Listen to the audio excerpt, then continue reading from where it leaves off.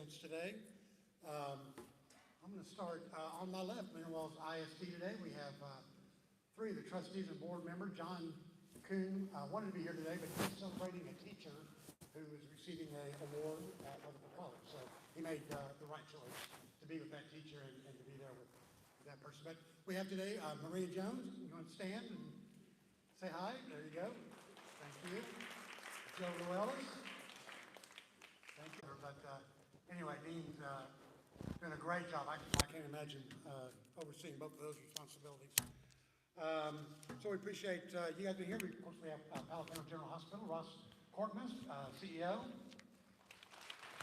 And I see Trustee Raymond Greenwood. Thank you, guys. And other members of the hospital staff are here as well. Appreciate all of you guys being here. I saw some, I know we have some first responders, medical, police, law enforcement. If you're here, would you please stand? Chad, stand up, Chad. All right. Anybody else? Is that it? We give a shout out too to our medical people, PPGH. They're 2 years into dealing with the pandemic and variants, and fortunately we're on, I think, the downside, it sounds like, of this one, with possibly another one waiting in the wings. So they'll just keep doing what they do, but been a hard 2 years for them, and I think you would agree with me that we owe them a lot of thank yous and respect for what they do.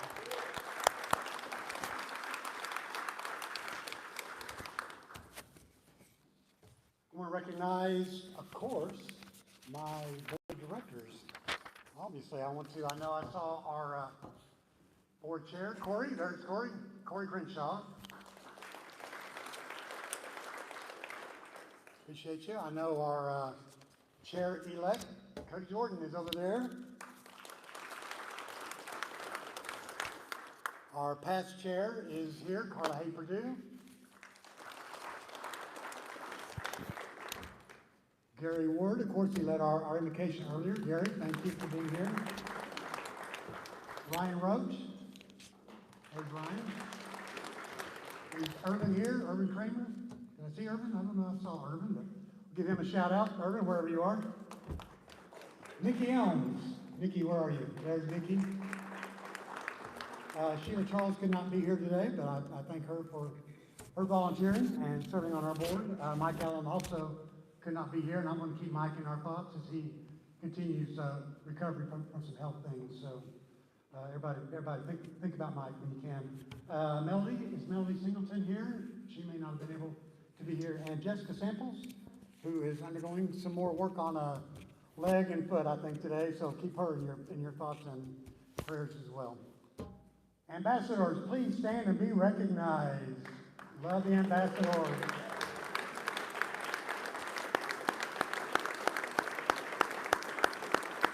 I recognize all of them.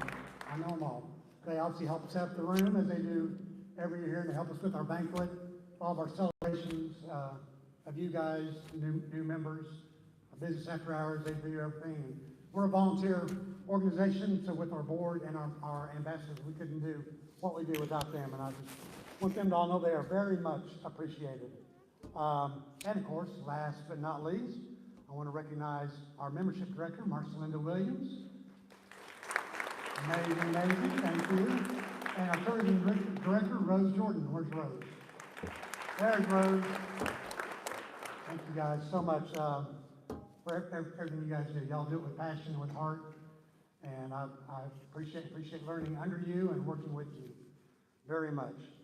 I want to thank, first of all of our chamber members. We couldn't do this without you guys. I appreciate all of you, your support of the chamber. Everything we do is for you and because of you. So I want to thank y'all for that. But I do want to especially thank our sponsors today who helped put on this event.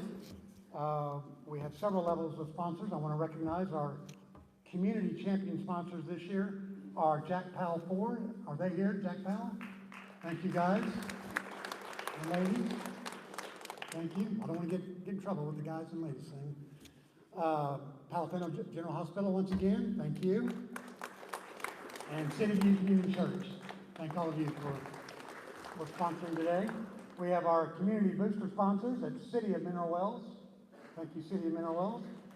Dickerson Family Dental. Is Dickerson here? Dickerson? Yep, they were registered, but I don't see them. How about Electromedical Products? Anybody here from EPI? Nonetheless, thank you for sponsoring. How about Genesis Aerosystems? Where are you? Yeah, I see Tammy back there. Thank you guys for sponsoring. Appreciate it. We have also community sponsors, and that is Baumgartner Funeral Home. Cantex. Anybody here from Cantex? Community National Bank and Trust. Yep, somebody where? Oh, thank you. Oh, hey guys. Thank you guys. Appreciate it. And next to them is Mike Rankin of Mike Rankin Real Estate at Fathom Realty. Did I say that right? Yeah. All right. Thank you, Mike. Thanks, Mike. Appreciate it. And we also have DBC Wells Development LLC. Anybody here from them? I believe Diane Kessler was going to be here, but was unable at the last minute to make it. And for those of you who don't know, they are doing the housing subdivision down here at Morris Parkway that we're all very excited about. So, with that, I just want to say, the state of our community is strong. That's what I want to lead off with. I mean, we all have to just be excited about what's going on. I know I am. We're in the best position, the best times in my relatively short 20 years here. Most of you have been here much longer than that, born and raised here, grown up here. I would say we're seeing times like we haven't seen in decades. I feel like, and I think that's, thanks to everyone in this room today. We all play a role in this and what's happening every day. You're doing what you do to advance this community, grow us bigger, stronger, greater, to use the word that gets used a lot. But you're helping forge our development, our path forward through all this. We're doing it together. We're working and supporting each other, which is what the Chamber of Commerce is, right? So we're here to support you. You support us, but I want to emphasize that you guys support each other every day. And we see it in the community. I see businesses help businesses. They help them provide services. They lend them a worker if they're short-staffed or something. It happens sometimes. One of the good ones that's happening that I like is the new Rick House Brewery has formed a nice partnership and alliance with a neighbor, Crazy 8, down the street. So these type of things are so important that you guys support each other. And I want you guys to please use chamber members. When you need a product or service, or you're going out to eat, look up a chamber member. I put on your table, we have a list of the members in front of you.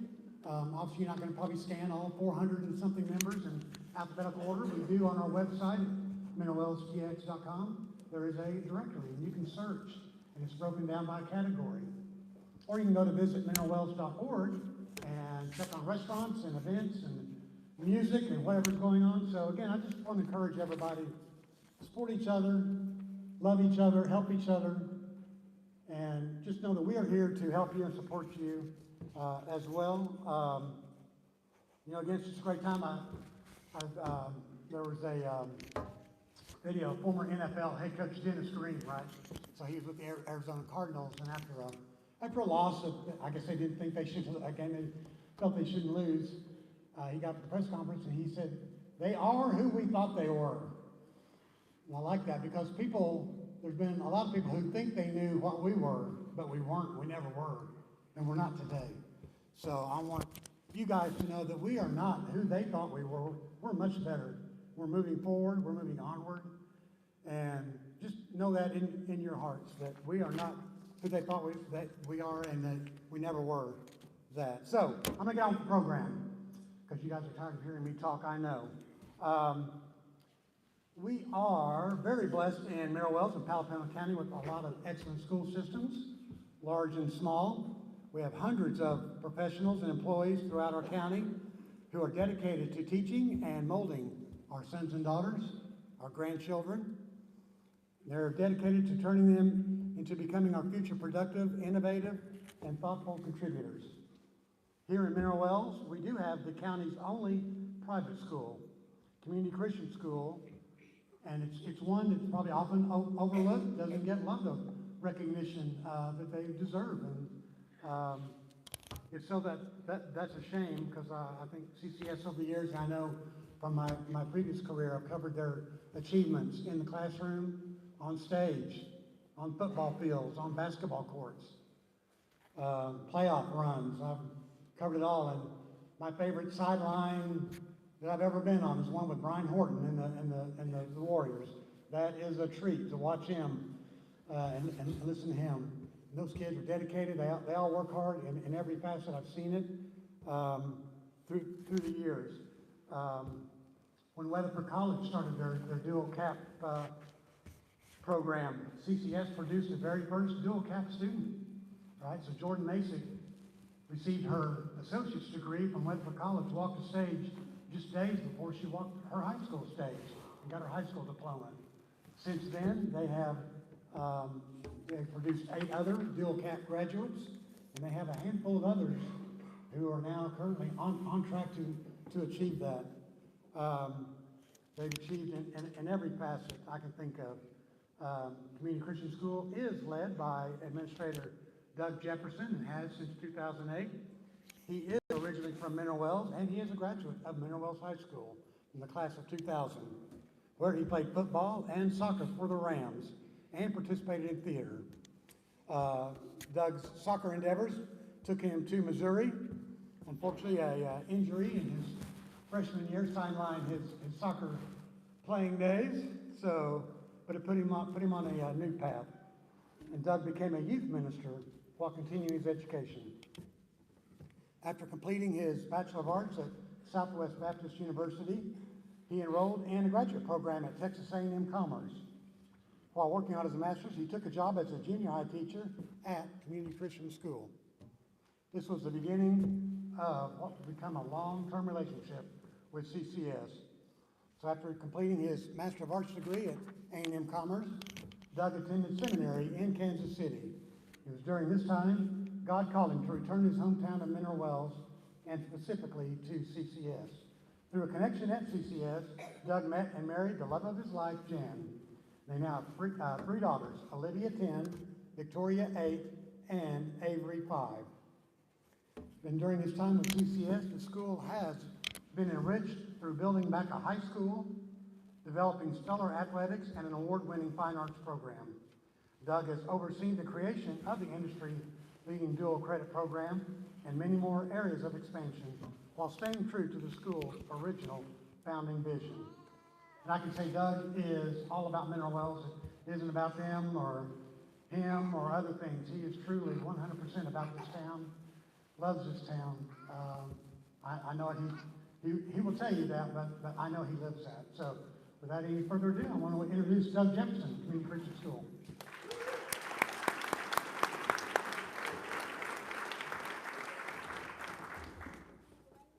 Wow, what an honor. Thank you, David, and thank you all for having the opportunity to speak before you. I love Mineral Wells. I grew up here since I was 2 years old, and I wanted to start with a story. See, I went to Trinity Baptist Church, which used to be out on the base, and that church, one of its leaders was a man named Bill Bennett, who you may have known. Godly, godly, godly man. And in the late 90s, Bill Bennett got together a group of men, a group of leaders, and began to pray for the city. Well, if you know much about our city, the late 90s was not a good time. It just wasn't the best time for us. We definitely weren't where we are now. And in the midst of that, Bill Bennett called together leaders and said, let's pray for our city. And they began to meet weekly, there at Bennett's. I used to hear funny stories because Annette Bennett, who's here with us today, Annette would have to be the one to show up to the store and unlock it for everybody, and would be working while these men began to pray for the city. And Annette would go about her day. But one thing that stuck out to Annette, that has stuck out to me, that these men, it was very important for them, that in the midst of where they were, that when they began to pray, that they started from a place of thankfulness.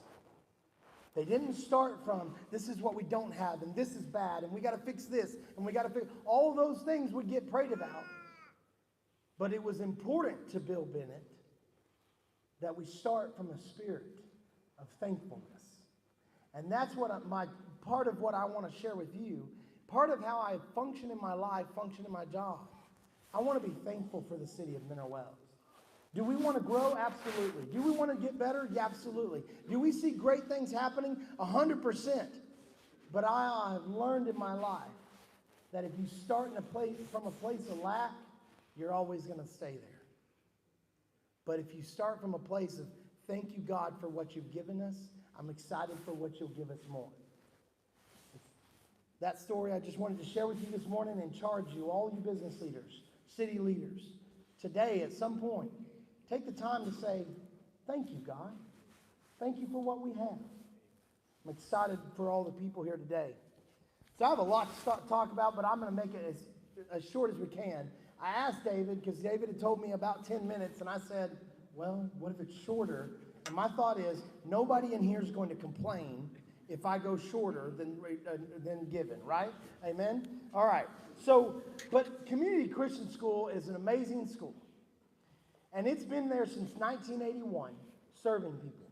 Now, in the time that I came back, as I had gone away to seminary, came back to Mineral Wells, I'd been a teacher there before, where I met people that you might know, like Robert Jones and Clay Parrish, and Cole Vaughn. That's a great group of kids. But I came back to Mineral Wells as administrator. When I did, the day I arrived, Community Christian School only had 32 students, and they were considering closing. There was no high school. The board had actually had a meeting and said, perhaps we should close. And Mark Lynch heard God say, don't close this school. Keep it open. And so now, today, every year in and out, we run somewhere around 115 to 125 students every year. We are doing very well. Our alumni are fantastic. We have a lot going. And you can see that stuff in what used to be the newspaper. You can see it online. But I got to tell you, I'm going to introduce someone else to talk to you. Go ahead and come on up. I'm very excited for this young man to share with you what life has been like and what Community Christian School has done for him. By the way, he was David May. Thank you for that awesome introduction. I appreciate that. You said some more things. I didn't even know you knew about that. Thank you. He talked about that we have had, that Community Christian School had the first for Weatherford College, associates, someone graduate with their associates when they graduate with high school. We have had 8 students do that since. Jackson Horton will be number 9 this year, graduating with his associates. Actually, 2 weeks before he graduates high school, he'll have a college associates. We're excited about that. And so, yes, recognize that. Jackson is not just a leader in the classroom. He is the star football player, if you didn't know it. All-state football player, all-state basketball player, leader on the campus, great attitude, great kid, one of the nicest kids that's ever come along. He definitely is Brian Horton's son, and that's a lot of fun. This is a great young man, and he's got a few things that he came up with just this morning. Because what happened was, you got to tell everybody what happened, right? My middle daughter is not feeling well, so my wife told me today she'd be staying home, and I said, I don't want to go alone. So then I said, you know what? Hey, Jackson's impressive. And more than that, you know what? Jackson needs to tell everybody something about it. So I called him into my office. Actually, I told him, texted him and said, as soon as you get to school, come to my office, which most students would go, ooh. Yeah, not him. He knows he's a good kid. So he rolled into my office and I said, tell me a few things that CCS has done for you. And sitting there in just a minute, he rattled them off and I said, good, you're going to speak in front of about 100 people today. So, all right. So let's listen to Jackson Horton for a few minutes.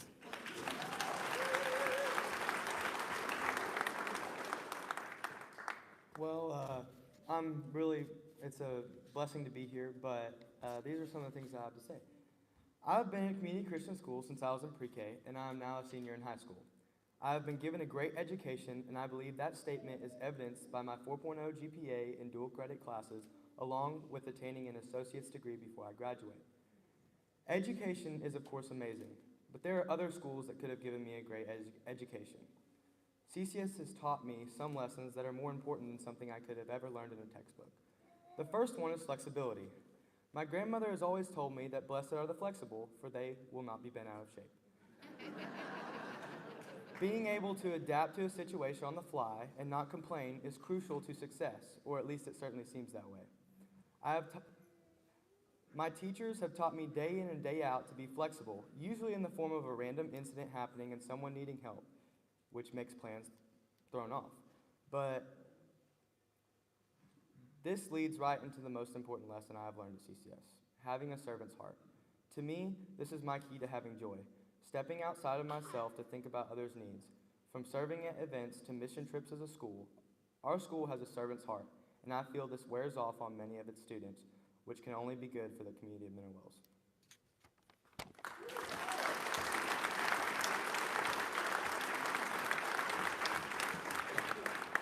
Not bad for on the fly, right? That was really good. Like I said, Jackson will graduate with his associates. Of course, you know, we don't encourage every student to do this. It kind of depends on what you're going to do with the rest of your life and if it's a good idea for you to get a jump on your education. But it is exciting that the majority of our graduates graduate with some dual credit. And you know what? For some of those students, they do dual credit and they figure out, you know what? I don't really want to do college. I think I just want to go to a trade school. And we commend that. We're excited about that. And so we're all about a full, well-rounded education. So I could talk and talk about how CCS is awesome. I could tell you about how Mineral Wells is an incredible place because I love the city of Mineral Wells. And I played for the Rams, and I love the Rams. And I'm a Ram fan. The only reason I don't go to Rams football games is where I'm at a Warriors football game. But on our bye week, I'm always at a Rams football game. I love the Rams, and I support them. I support Mineral Wells. A whole package. I believe that Community Christian School is a part of the educational landscape of our city. And with that, we have been looking to continue to grow. We've been looking to expand. For those of you who know us, we have been in the same two little metal buildings since the 80s. And we had an amazing thing happen. It is right here today. I was given permission 20 minutes before I got here to make a huge announcement for you today. Community Christian School has been given a building. Weatherford College has granted a conveyance, as in giving us their property that they had out on the base. The buildings, the land, all the acreage, all of it is being gifted to us for $0 from Weatherford College.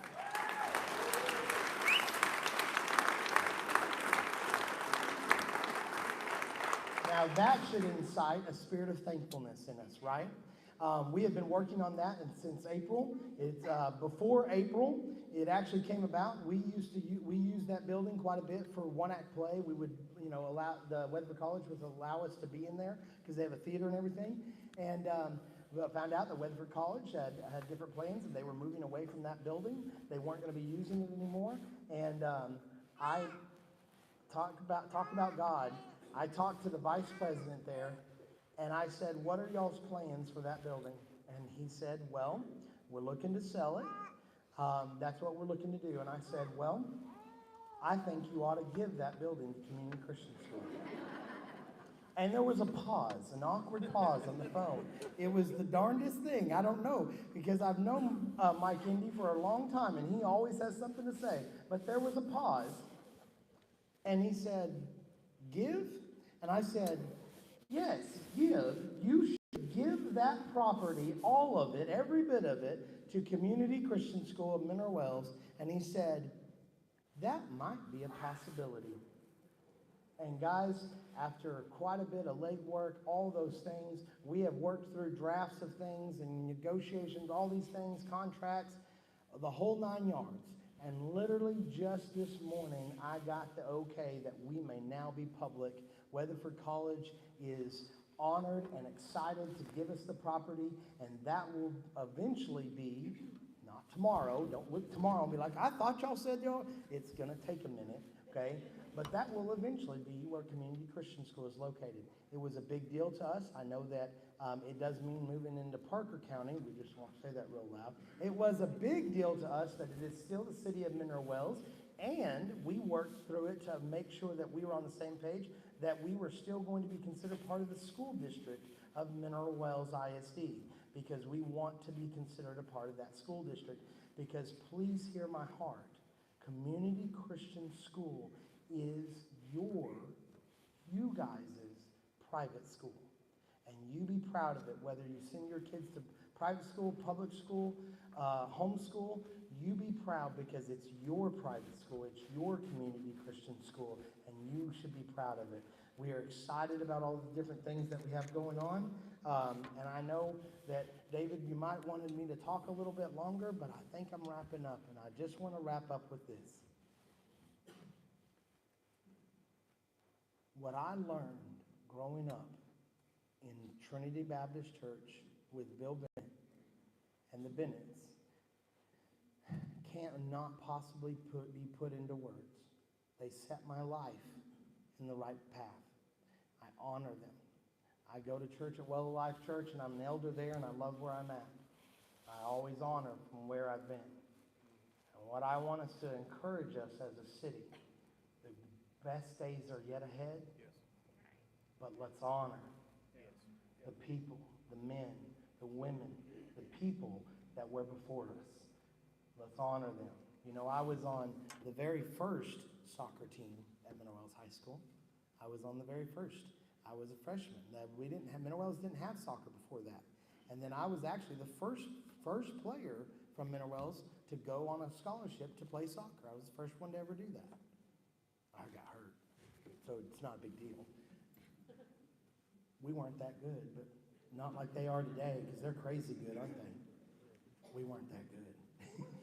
But you got to start somewhere, and that's the thing. Honor where you've been.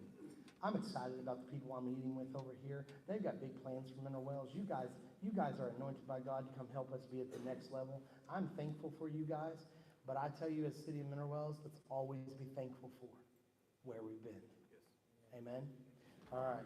Thank you for letting Community Christian School today.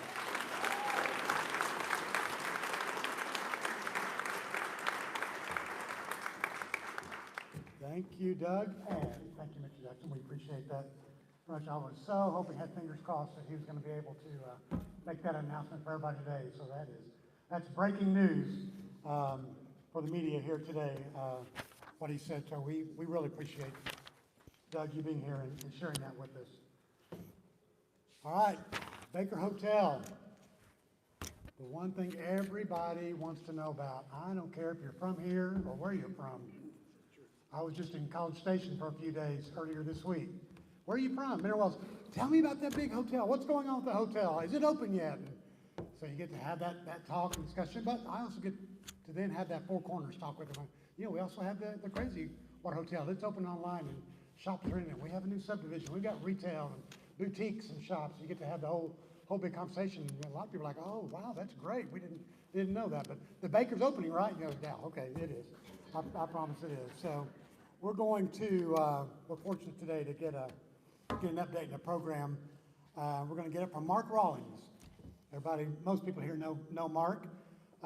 He came to us from the Austin area, but he is settled in quite nicely here in Mineral Wells, I would say. I think he's found a new home. I hope so.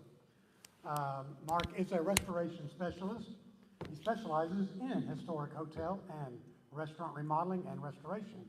He's the owner of Syndicated Contract Services, LLC.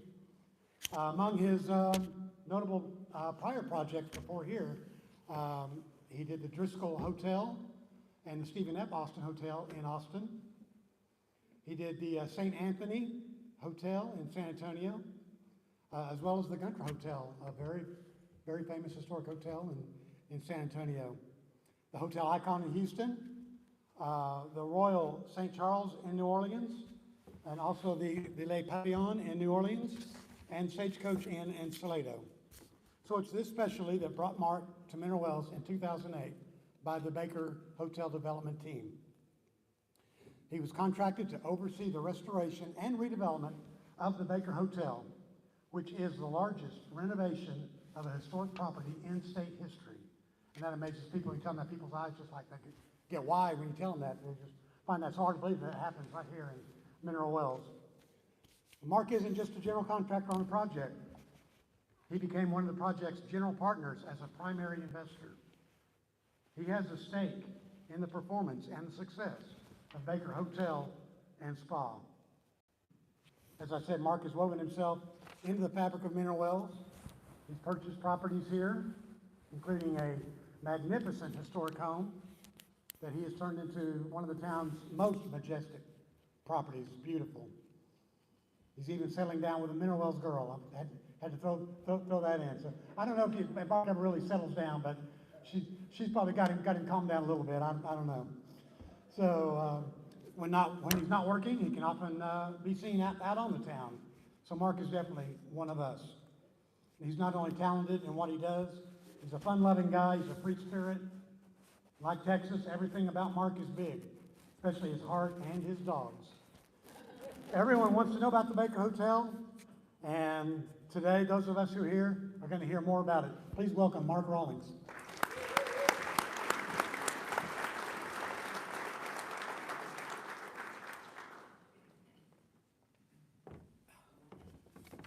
Tough act to follow, somebody talking about growing up here since I haven't grown up yet.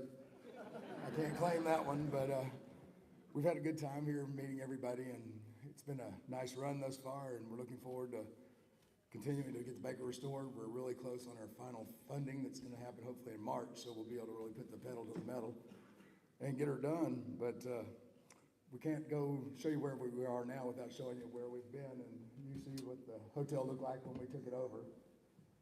Whenever the previous owners moved out, they weren't going to get a deposit back, so they didn't haul their stuff up and haul their stuff off and clean up. They left quite a mess. So we're 964 dumpsters in so far. Those are all roll-offs. So we've had quite a bit of debris come out. It was nasty. That's the old gymnasium, which will be a ballroom. That's the cloud room, lobby. 13th floor, yep, and spa. And with the spa stuff, we were fortunate that we found some treasures. We found treasures throughout the whole hotel, so we're going to have a museum in the corner of the hotel that'll show all the old spa equipment and a lot of the cool stuff people donated back to us and stuff we found and crawl spaces and everything else. Oh, I forgot there's a monitor up there. I'm going to have to look sideways. Almost as a little ghostly, it vibrates. But from there, we've been restoring the hotel as quickly as we can with the funds that we have. We're really waiting on that senior debt to come through, and we're getting close. I can't even see that one, but I think we're in a corridor. But you can see a bunch of junk. I have too many junk videos, pictures. Then we'll get to the new stuff. There's one of the spa pieces that'll be in the museum right there. And then here's some treasures, Mr. Baker's doors. That's the doors off the closets and guest rooms, some cool bar stools. We have all the signage that we found. These will all be on display. And it's the corner of 180 and 281. And we have the original light fixtures. We've been restoring on those. We've got a lot lit up in one of our treasure rooms. Reuse as many of those as we can. These are some unique sinks that we've gotten. And that's the mass of the sinks. So we're going to go down and use 84 of those. We'll have all the public area restrooms will be the old historic vanities, and then 14 guest rooms will get those. We have wood floor out of the Baker Suite, and we have it out of the cloud room dance floor and the gymnasium, and we're going to turn that into picture frames that'll be for sale in the museum as well. Some creepy spa equipment there. Our spa is going to be a whole different ballgame when we open it up. It won't be a torture chamber. We won't offer colonic irrigations, but we'll have the table, just in case. It's going to be a different experience for everybody here, that's for sure. You know, we're going to roll into some then and nows here. Oh, wait, well, COVID came. Look what happened to us. Since she's over 70, she's in a high-risk group, so we masked her up. We've had a lot of break-ins, including the guy with the knife, and they all tend to go to jail. Thanks, Chief. Calling him out, Chad.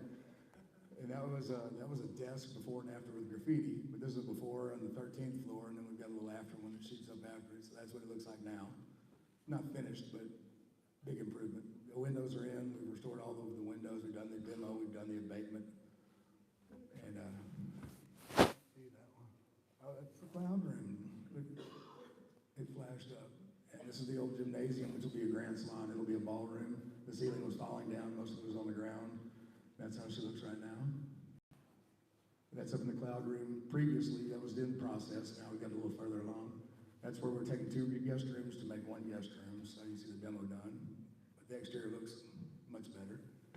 That's up in the cloud room, before and after in that area. That's the gymnasium again, but still looking good. The corridors, we've done 3 through 8, look like that now. The exterior facade, a whole different ballgame. Then we have the electrical wiring. So this is a panel location. We pulled every bit of electrical wiring out of the entire building. We've replaced it with strings. The strings have tags on the ends of them, and that tells us where it started and where it comes. We know every panel in the hotel, every wire, where it goes, where it starts, and what all it feeds. Otherwise, we would have to have exposed conduit strapped to the concrete. This is in the lobby level. Last thing you want is to see a pipe strapped to the concrete, because the concrete ceiling is the concrete floor, and that would be really unsightly. So took 4 months to pull all the wire out and put the strings and rings in and diagram it, but we're happy that we've got it done. And it'll be a great looking project without having all that stuff strapped to it. And you'll see here in a second, I'll show on the front, we have so much decorative stuff that to connect them, we would have had to just ruin the whole architecture of the building, and that's not what we were into. So this one across here, when I pull that one, it moves one on another column, but it's all decorative stuff in between, and you can imagine what it looked like if you strapped a pipe to go from here to over there, up and over the windows. So there's a few other panel locations. We have 10 miles of string in there. So every string will be at least 3 wires. Some of them will be 6. So then we got the windows. That's my hero shot. This was Eileen Stringer's door. A lot of people know Eileen. She's not here today, I don't think. But those are the ballet doors. They're original. They can't be used again because they don't meet fire code, because we can't get a 1-hour fire rating out of a 2-sided cabinet. But we came up with a solution for the Historic Commission to showcase them. We only have a few good examples. So on each floor, we're going to have 4 doors that are going to look like this door, which is a fire door. And we cut off the valley door, basically halved it, and applied that half to the outside of the door. Instead of the grill up top, I just got a little pencil molding there, because we can't have a grill. But on the other side, it's just a little applied molding. And that way, when you get off the elevators, those are the 4 doors you're going to see. It'll be the original look. But they won't be functional. So you won't have a magic box to put your laundry in, and in the morning it's clean and pressed and ready for you. I think everybody wants one of those at the house, don't they? More windows. Those are arched windows out of the Brazos Club. These are lobby level doors. And all the windows and doors were restored on site, and it was a multi-step process. We had to get the asbestos window glazing off of everything in an asbestos containment. Then we moved them over, and we had to scrape the paint off, then take them into a wood repair shop to repair the wood. Then we had to we primed them so everything would be primed, put glass and glazing in, dried it, and painted them before we put them in. So these are just as they are now. That's the ground floor. That's the mezzanine level. That's the lobby level. This is maybe before and after the lobby. That's the ballroom, where the dome is. That's a ground floor shot where the retail will be. That's a guest room that's mocked up. Lobby like it looks right now. We have to get the electrical, mechanical, and plumbing systems in, and then we can start doing plaster work, which would be nice. More plaster work, anyway. So all the doors, we scrape all the jambs down back to the bare wood, sand them up, and those will remain. The baseboard will be original.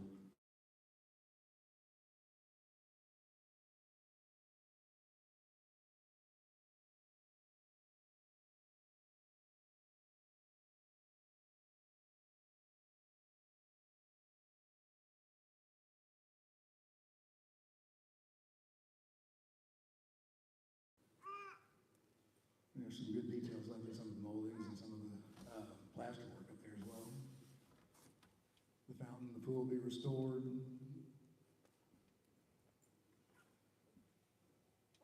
That's the ballroom.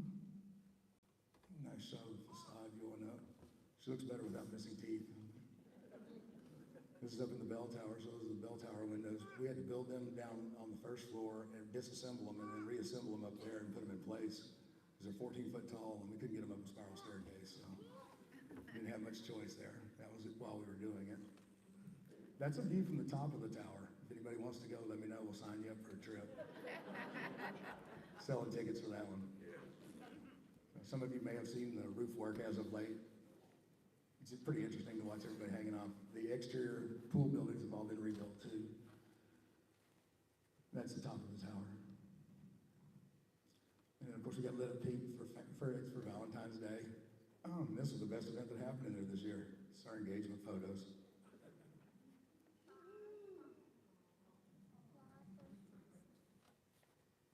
My favorite video. And our biggest four-legged supporter, Tiny Dog. And William Clark Green is in these next couple of clips here. His new album is The Baker Hotel. His tour is The Baker Hotel. His first song is called The Baker Hotel. And he's going to be coming, he'll be coming up here. We're going to be doing a little bit of stuff inside the hotel in the next couple of weeks to get ready for his album release party. His album will be released on the 25th of March. And there'll be tour dates at Billy Bob's. I know there's one coming up. Everybody should look to get that. But that's a lot of great publicity for us. To have a good guy like William Clark Green singing songs about us. It does say 14 stories of hell, but you know, any publicity is good publicity, so I can't really complain. But yeah, he's a great guy. So it's a song about kids getting double dog dared to get to the top of the Baker Hotel, and there's one kid having to go in on Halloween.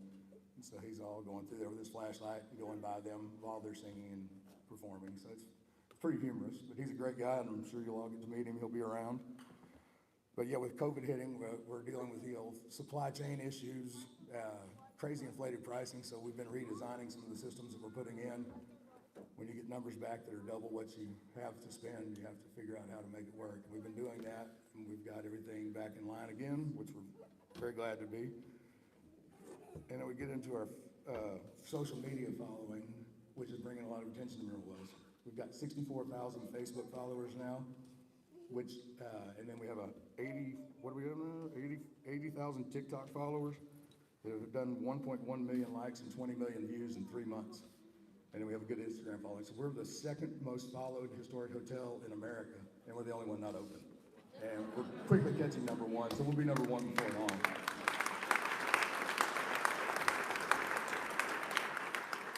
And my favorite thing about that is hundreds, if not thousands, of people have commented on those videos saying they didn't know about Mineral Wells before, but they're coming here now.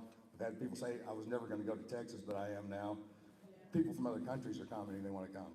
So that's where we're going to get a lot of people to come rolling in. So if you want to see regular updates, get your kids and grandkids to load up TikTok, because that's where a lot of them are going right now. I'm out of TikTok jail from some bad behavior this week. But you can see a lot of those comments, and you can see the videos that kind of update you, and as well as me doing stupid stuff inside, because that's what the social media people ask me to do, and I don't have any pride in that, so we're all good. And then one other thing is we want to encourage everybody in Palo Pinto County to get out and vote. So if you go vote, if you early vote, save your sticker. If you vote on voting day, come see us. March 1st, you'll get to go into the Baker Hotel and see the lobby and the ground floor. Everybody that votes in Palo Pinto County. And Randy has now said everybody can also go take a peek at his basement of the crazy water. Yeah. So go vote, tell your friends to go vote. They get to go peek inside, and you don't have to see pictures like this or show up and pay for a plate to get to see them. So we appreciate everybody's participation and patience. We're getting ready to start this thing off and get rolling good. But we've made a lot of progress so far, and we're happy to be here. And I'm happy that 13 years later, I'm this far along. It was a long time coming. We're glad to be here. So thanks, everybody.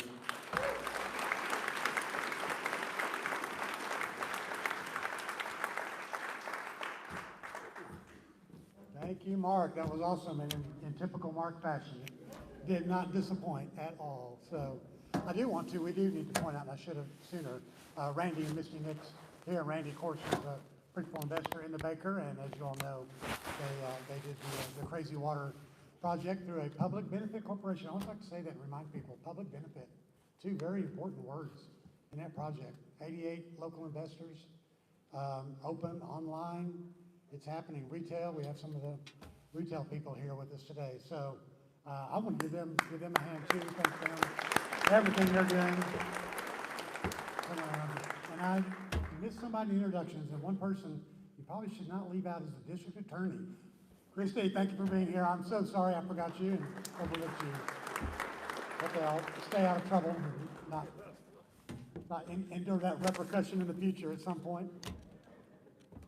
We are a community of assets and opportunities. I mean, we are overflowing with them.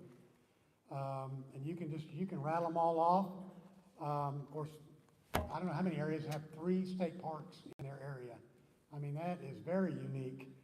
our beautiful hills, our river, our hospital, medical district. I mean, for our town, even for probably towns bigger than us, we have fantastic services, offerings, physicians. They do a great job under Ross and his team there at PPGH, and that's a draw when people come to town, right? They want to know that they don't have to go to Weatherford or Fort Worth to get medical care. It's a big deal. So, you know, of course, we have hiking, biking, you can rock climb, all kinds of things, music venues, our new restaurants, our new boutique shops, so many great attractions and assets. And if you rattle them off and you leave out Mineral Wells Regional Airport, you shouldn't do that. Because that is probably, I think, the most important asset that we have in this community. And it is a huge economic driver in the future for this town. We have a wonderful facility. Wayne did make it in. Is he here, still here? Yes. Wayne is our current supervisor at the airport and leading the charge there. And if you follow Facebook, in Wayne a little bit, you'll see all of the commuter flights that are coming in now. And they're coming in big numbers. So that's a great indication of what's going on here in this town. So there's some amazing jets that come in to our airport facility now. Very few airports in areas of our size can boast a 6,000-foot LED lighted main runway featuring an instrument landing system. It can accommodate commercial aircraft like a Boeing 737 or DC-9 if needed. But obviously it mostly serves the various corporate and commuter jets that are coming in and out of town daily. The airport also has the secondary 4,400-foot runway for its crosswind landings. Great terminal, just a great facility all the way around. Most of it actually sits in Parker County. I think the runways kind of sit in Palapano. Of course, the whole facility is in Mineral Wells completely, but it does go over in Park County. I remember some years ago, Park County formed an economic development new group, and they were informed, them and the county judge were informed that most of our airport sits in Park County, and had no idea, absolutely none. They know now. Most of the great thing about our airport too is it's becoming so much more convenient for people, Weatherford, Parker County, as it grows. And those pilots and owners of aircraft are coming here. So the demand on leases is up, right? Am I right on that? Yep, we're growing those. Much easier to come fly into here and drive east than it is to try to land in some of the airstrips over in the Metroplex. So this is a great access. We have obviously businesses around the airport, anchored by Genesis Aero Systems, great company. So with that, we know that the airport is a great asset, and there have been efforts and some things undertaken to try to grow that airport, bring in some business. Drone manufacturing training is one of those. We think that's a big niche for us, and there has been movement on that. More importantly, Mineral Wells City Council last year entered into a development agreement with Passley Management Group based in Fort Worth. PMG has represented airport owners on some of the industry's largest and most complex aviation development programs. PMG brings many years of experience, capital development programs that are approached from an owner's perspective and based on unique conditions, challenges, and needs of that airport. So the old adage, if you've been to one airport, you've been to one airport, certainly holds true. Every airport is different, no matter where you are. Among some of their clients to date include LAX, Los Angeles International Airport, DFW International Airport, as well as the international airports in Atlanta, Nashville, Pittsburgh, Sacramento, among others. They've also worked in and for airports in medium and smaller communities. Austin's Bergstrom is one.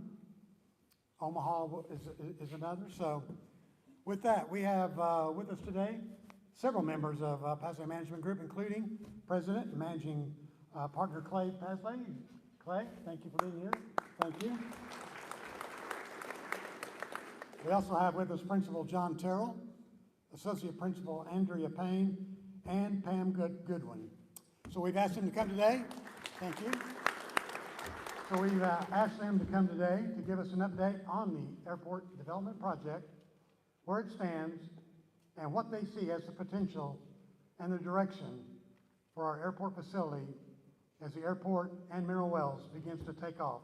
Please welcome the PMG team.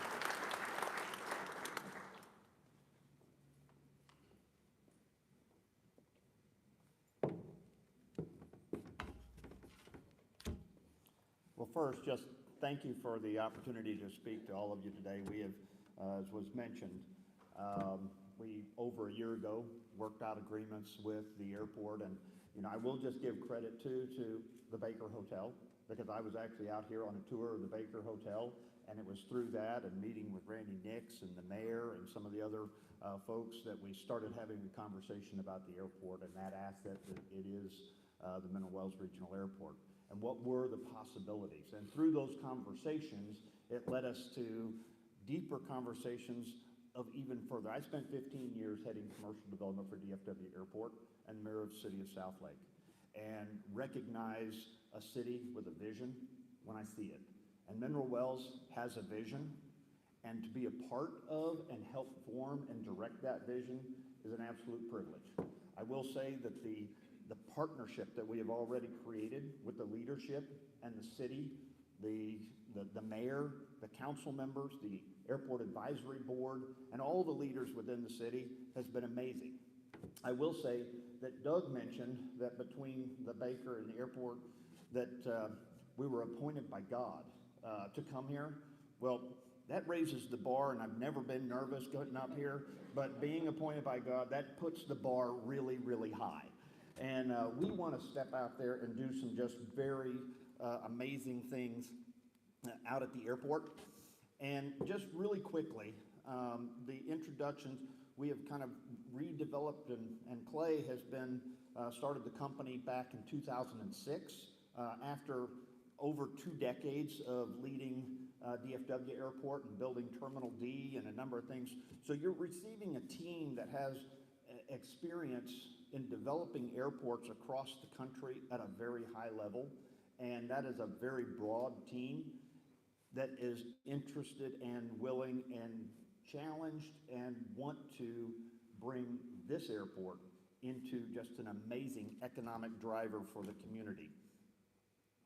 I am the new president of PG Development Company, and we'll be making some big announcements here within this next week or so on all of that, and have just a tremendous team that has now been hired specifically for Mineral Wells Airport and several other projects, but this is our primary focus at the moment.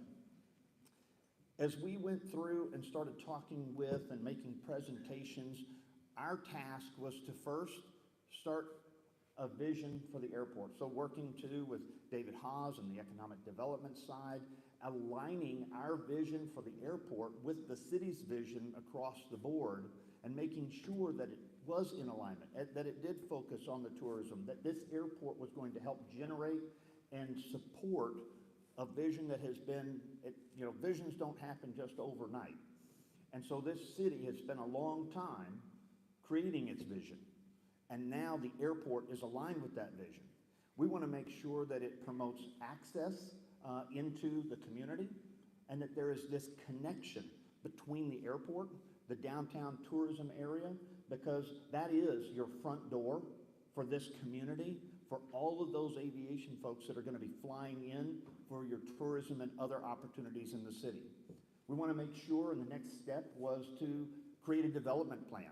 What is the land use opportunity on 500 acres at an airport that doesn't just sit idle, but really promotes and goes out and has a proactive draw to industry? And what is that industry type that we want to draw into the community?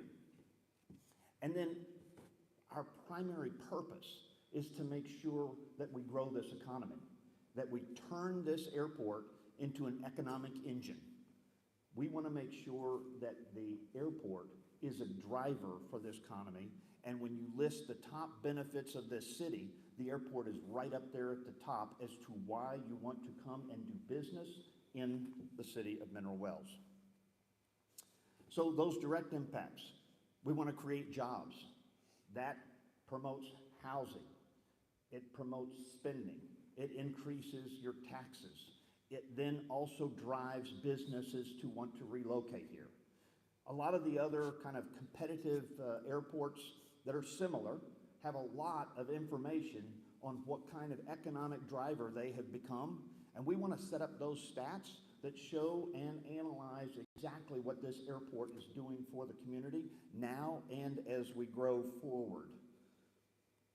Part of that was to make sure that in the land use planning that we identified the types of businesses that are going to be coming in, and then as you make that connection between the airport and downtown and the historic district and tourism, those corridors are important, that not only is this city interested in how the airport is going to develop, but how all the land between the airport and downtown is going to develop. It's critical that you have a long-term vision so that you don't approve different types of development that are in conflict with various business opportunities. So through that, we did a corridor study and identified the area in blue directly north of the airport as the primary corridor for business and trucking. Why is that important? It's important because what you don't want is industrial type development going down the middle red corridor right next to a 400 housing development that you just approved. I'm fairly certain that most of the residents or prospective purchasers do not want that to become your industrial corridor. That is a vision that is embraced by the city. And so to identify those things and then start planning what is going to develop on each one of those corridors is extremely important. The development plan itself and how that's going to work. Right now, there's a difference, and it's important to note, there's a difference between zoning, which is actually the city setting forward what is going to be developed and what are the rules, regulations, as opposed to land use planning. Land use planning is a vision. It's a vision for where you want to take it. It allocates different pieces of property for certain types of development, and that's what we worked with the city to create a new land use development plan for the airport. It is not set in stone. It can vary depending on what industries come into the airport. It can be modified, but what it does is it gives an indicator to business community that there is a plan. They can look at that and pull it up and say, does my industry fit here? They can then contact us and we can start discussions. And if it is the kind of business entity that this city is wanting and that fits on this airport, we can make modifications.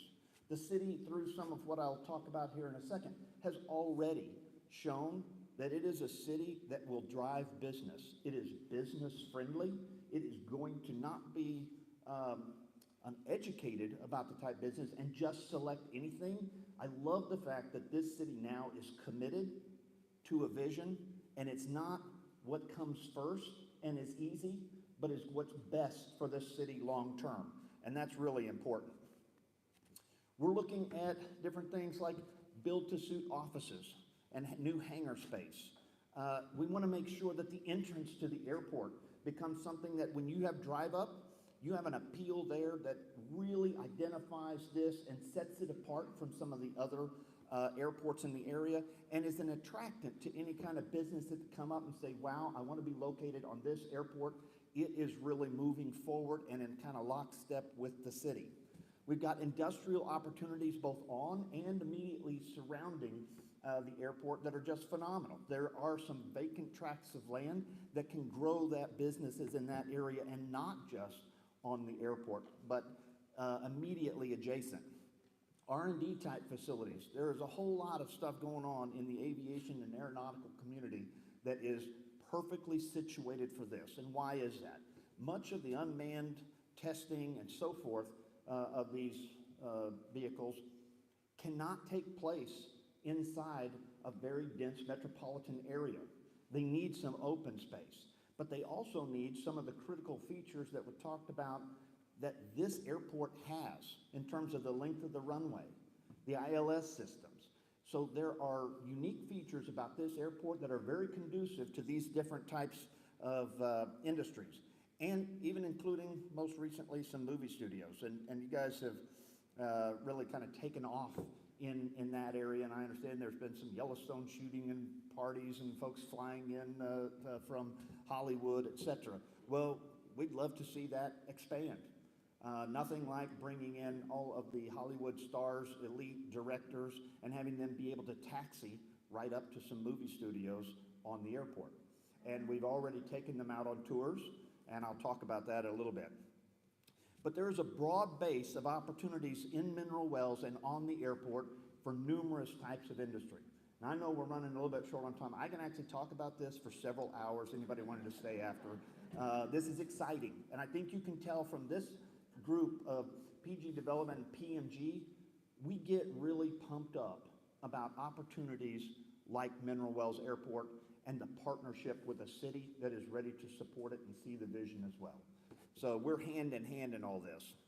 We got alternative mobility and heliports and vertiports, lots of things going on in that area, and this particular location is great for that. On advanced materials and manufacturing, why is that important? That's important because it's one of those types of industry that create jobs. So there's a need for job creation in Mineral Wells, and we want to help boost that. They hire local for the most part, and that's huge. You need to have industry that is going to hire local, and that way you're going to bring more people to fill those 400 houses and build thousands more. As you look at the aviation and aerospace, as I mentioned, these need to be either on or immediately adjacent in close proximity to airports. This is a huge amount of research and development. It is operationally convenient to be in a location like Mineral Wells, even for some folks that we just met with this morning that are doing a lot of things with the U.S. Air Force. And so this is important, and it's a great asset for us. The mobility on heliports, vertiports, we've got connections. One of the prior leaders, and got probably the second guy in charge at DFW for a number of years, a guy named Kevin Cox. He is now president of Ferrovial Vertiports, which is the largest vertiport group in the entire world. And he is actually located, he lives in South Lake, but he handles everything out of Germany and Spain. And he wants to move a lot of his facilities and people from Austin to the Dallas-Fort Worth area. So there's an opportunity there, and those kind of connections are going to be very, very important. You know what? I haven't been advancing your slides. Hold on. Okay, now we're up to speed. I'm up to date, though. If you could see these were some really good slides you just missed. On education and innovation, which was discussed, it's really important.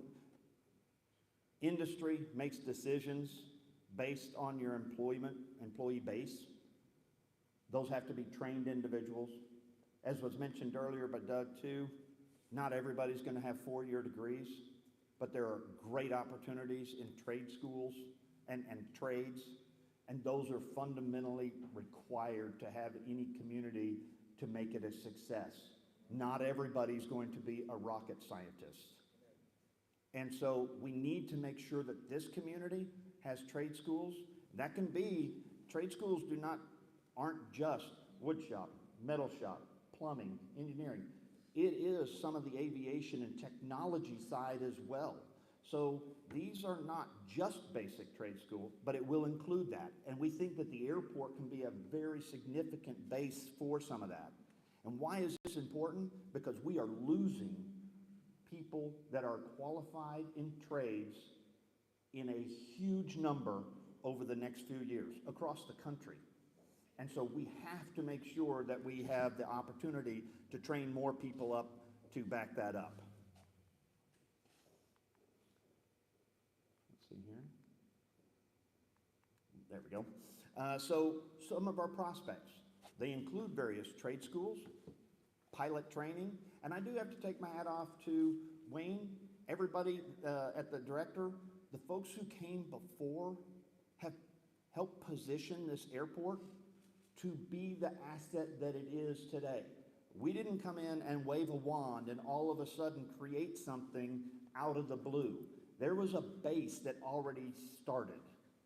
Now it's our responsibility to use the connections, the experience that we have in developing airports. At DFW Airport, my team developed over 4,000 acres, 46 million square feet of industry.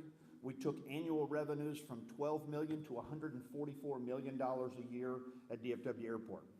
I am not promising we are going to take Mineral Wells to $144 million a year, but I can promise you that we are going to elevate Mineral Wells Airport into a huge economic driver for this community.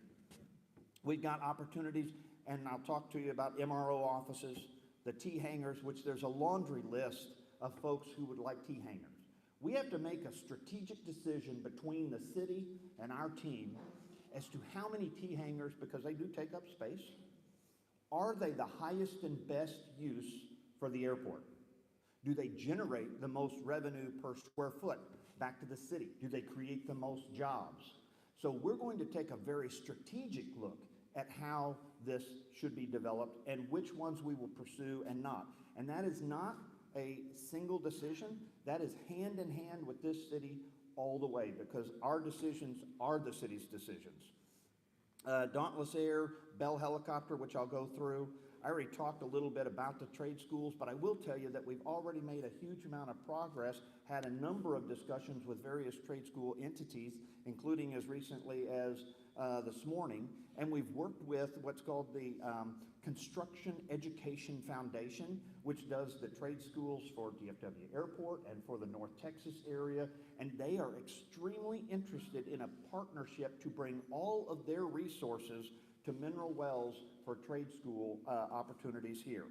There are facilities, that some of which are abandoned right now, that can be rehabbed, reutilized, and bring opportunity into the airport by expending some funds to bring them up to habitable, bringing them into the IT area and putting in some investment into those. One of those is this IP building that's on the airport. The MRO, so that's the maintenance, repair, and overhaul facilities. Those are pretty critical to have on an airport if you're going to be bringing in corporate jets. I'm not going to go through all of that, but you can see that. This is one opportunity and a vision of a group that wants to put in an MRO facility at the entrance.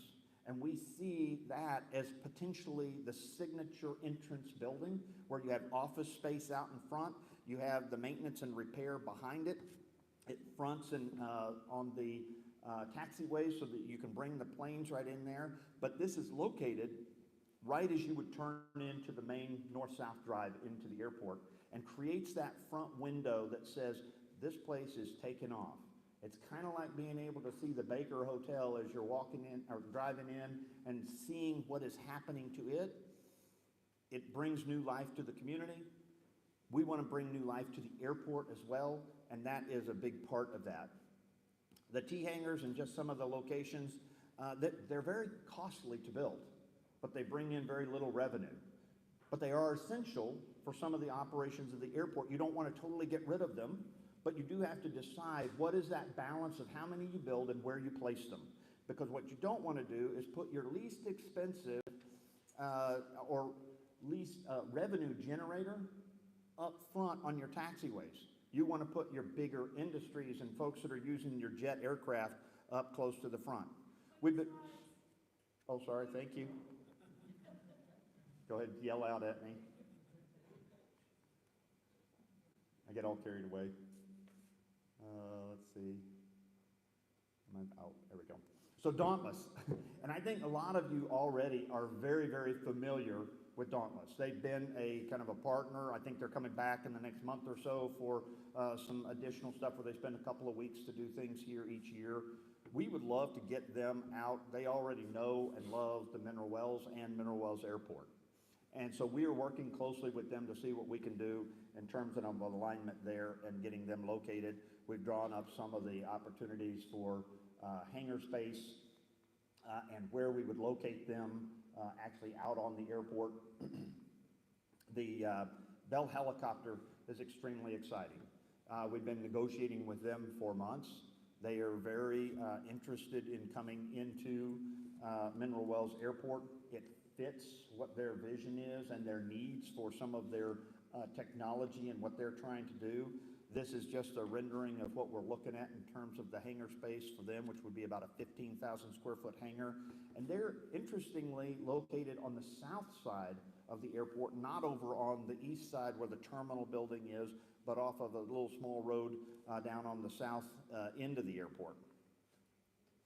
I'm going to show you just real quickly, hopefully this will play.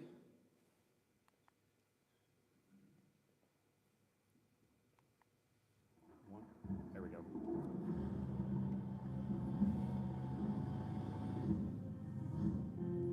So they're looking to bring in their 360 Invictus attack helicopter, their 280 Osprey. It's showing on the screen. It's kind of dark. Oh, that figures.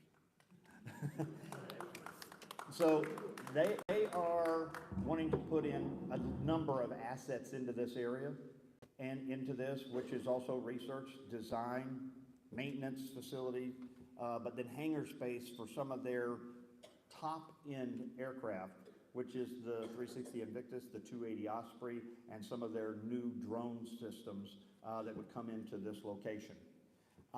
We have just sent to them after many negotiations back and forth, and we think we're incredibly close to getting that deal finalized out on the airport.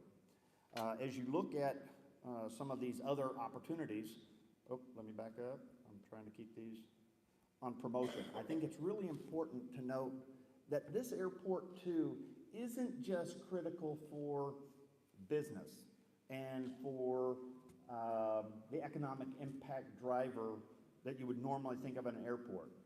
But think about the other promotional opportunities that this airport presents to the community with acreage, close proximity to downtown. There's some updates that need to happen in the terminal. We need to re-life that terminal and see if we can find some grant monies to also make some of that happen. We need to make sure that compared to all the competitors, if they've got choices of where to go, that websites and various marketing materials are all updated so it re-lifes it and puts it ahead. It needs to be advanced technology related. And so we're going to do some of those things for those other companies so that when they have their first impression, when they go online, because a lot of times they're going online first to find out about it. We probably won't do TikTok. I'm not going to get knocked off TikTok or do things like ice skating or whatever else on TikTok out of the airport. But, I'll leave Mark to do that. But it does represent a great opportunity in social media to get this airport out in front of industry and just word of mouth. People talk about it, they have networks, and they don't even sometimes know Mineral Wells has an airport, much less the size, the extent, the technology that is here. And then it provides a great opportunity for events, air shows. And I think, there have been events in the past, but we need to take that to another level. We need to make sure that communities across North Texas and even broader are coming to Mineral Wells Airport as an event center so that there are air shows. Addison Airport shuts down the whole place and does Kaboom Town. It's like 100,000 people that show up for 4th of July that's going on there. A lot of the airports think about creative ways to bring recognition, and now it converts itself not to just an economic driver, but that driver of tourism, which is part of the vision for the city of Mineral Wells. Use the airport for tourism as well, not just a business attractant. And then local artists. You guys have done a fabulous job with the chamber and the city, downtown, murals on buildings. You have some incredible history in this town through the Vietnam War and the Huey helicopters and the museums that you've got here. Let's make sure that the airport is included in that, and instead of just doing murals and things in downtown, let's bring that artistry and tourism to the terminal and to the airport so that when they land, they know they are in Mineral Wells and you have something different than you've ever seen at one of these small regional airports. And then I will say that from a community partnership, we couldn't ask for a better community partner. The support that has already been generated has been phenomenal, and we want to earn the trust that we have already received. We will continue to earn that trust, and we want to make sure that we create an economic engine out of this airport that is going to sustain, help build the airport, and build this city for long term. And with that, I thank you, and I'm more than happy to answer any questions that you might have. I know Mark left a little bit of time, but if you've got any questions, I was told I could. Do we have time for a few questions? All right, if anybody's got any questions, I'm happy to answer them. All right, thank you.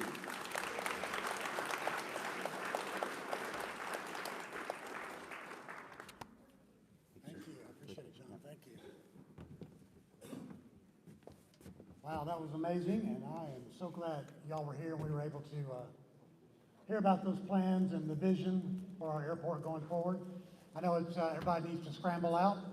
I just want to again thank Nettie Platts, thank First Baptist Church, Doug, thank you for dropping the big news on us today. I appreciate it. Mark, again, thank you, and P&G Group, Mr. President, thank you guys everybody for being here. Next Friday forum is March 11th. Put out information on that soon. Registration. I think that's it. Thank you everybody for being here. Have a great day and a great weekend.